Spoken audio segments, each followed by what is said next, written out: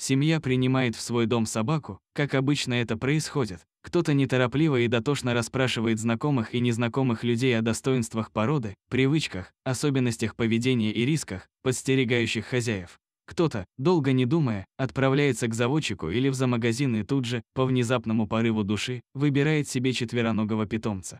Так или иначе, собака куплена, принесена домой и постепенно становится полноценным членом семейства. Но не странно ли, что для некоторых хозяев их пес, ласковый, добрый, безмерно преданный и любящий, подобен очередной игрушке, забаве? Любуясь на пса и гордясь его успехами, такие люди ценят в первую очередь собственный комфорт. Им, по большому счету, дела нет до питомца. Это именно им, а совсем не собаке, нужны похвалы от знакомых, лайки под фото в соцсетях. Если питомец больше не вызывает былых восторгов, что ж, эта игрушка поломалась, принесите следующую. Не грызет ли душу хозяев червячок сомнения, когда они принимают решение расстаться с домашним любимцем, не потому, что изменились их жизненные обстоятельства, а просто из-за того, что собака надоела? Нет. И тогда судьба брошенного пса, увы, печальна. Именно так и произошло с Мавериком, старой немецкой овчаркой, с которой обошлись с хладнокровной жестокостью. Хозяева, супружеская пара, были очарованы пушистым комочком, весело прыгавшим вокруг них, пока муж с женой выбирали собаку. Они ни минуты не сомневались, это идеальный компаньон. В их большом доме немецкая овчарка, прекрасно воспитанная, сильная, отважная, то, что нужно. Маверик не подвел. Он был энергичен и подвижен, находился в идеальной физической форме. Пес готов был подолгу сопровождать хозяев в дальних прогулках по лесу. Все были невероятно счастливы вместе. Казалось, это навсегда. С возрастом Маверик, конечно, уже не был таким живым и активным. Но это нормально, никто не молодеет. Сам пес, казалось, совсем не удручен переменами, произошедшими с ним. Он по-прежнему был совершенно здоров, просто желание побегать все чаще сменялось на стремление полежать у ног обожаемого хозяина, щурясь на огонь в зажженном камине. Он не знал другой судьбы и не представлял себе, на какое предательство способны родные ему люди. А хозяева уже некоторое время с опаской присматривались к нему и обсуждали, каким был Маверик и каким стал теперь. А ведь это только начало, говорили они, что же ждет нас потом. Будущее рядом со стареющей собакой не на шутку тревожило хозяев. Это слишком серьезная ответственность, делились они друг с другом, ведь дальше пойдут болезни, немощный пес станет обузой. Подтверждение своим мрачным мыслям супруги получили в интернете. Там они прочитали: немецкие овчарки в старости могут серьезно страдать недержанием, а еще у них все шансы заболеть онкологическим заболеванием. Так, постепенно убеждая друг друга, супруги приходили к мысли: с Мавериком надо расстаться.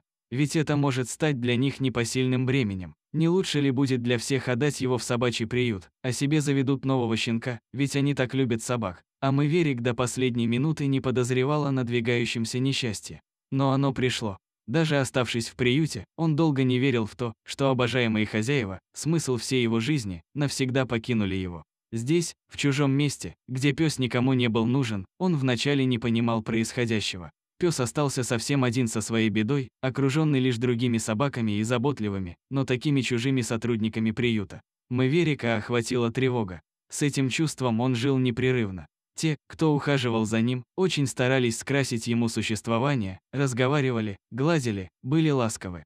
Но они были чужие. Где же те, кто всегда был рядом? Куда они делись? На смену этому состоянию пришла апатия.